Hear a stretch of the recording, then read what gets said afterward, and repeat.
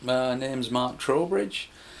I'm from Stockton-on-Tees, and from the age of I'd say about 5 or 6 years old, I started to develop a really bad stammer.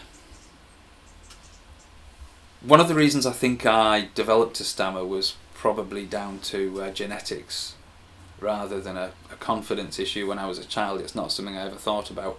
Um, Both my dad and my granddad both had speech impediments until the day that they died. It was possible for someone to see and experience the fact that both my dad and my granddad had a stammer. Having a bad stammer changes your life because you end up, that becomes at the forefront of all your decisions, of all the things that you can be involved with, who you can be friends with, who understands, who doesn't, who takes the mick.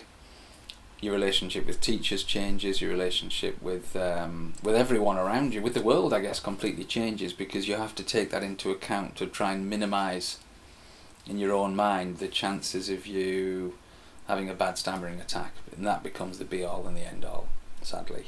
You know that when you're saying certain words and phrases, certain letters have harder sounds and would be a potential trigger, so you'd try and avoid certain words, you'd try and find substitute words, and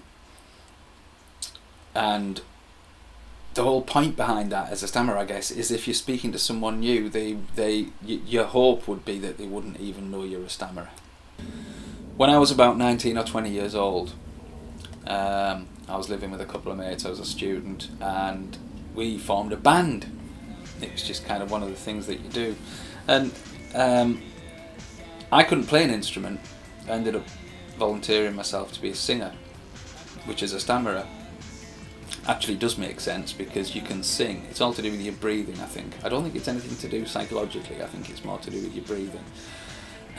Singing in public isn't a problem. There's no confidence issues there at all. You don't stammer when you sing.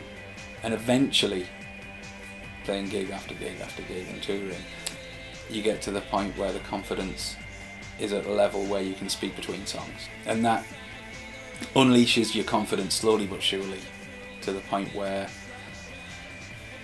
the stammering isn't at the forefront of your mind any longer. It's the performance, and that translates into everyday life. I'm really into aviation and especially military history, the classics, sort of ancient history, Roman philosophers, Greek philosophers, things like that. And I think that's it.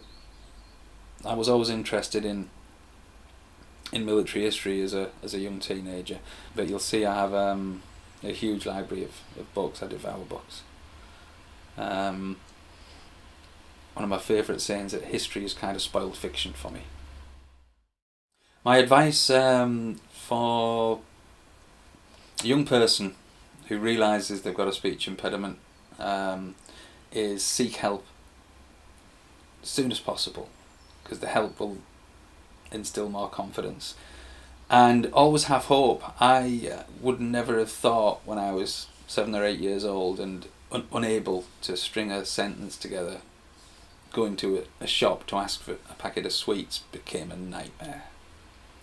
To think that I would be able to deliver a presentation in public to 100 people or play in a band in front of thousands of people would be incredible to me, and I would have thought I would never ever be able to do that. So no matter how bad a speech impediment is at a younger age, always have hope that you'll be able to conquer it to the point where you can get on with your life as normal.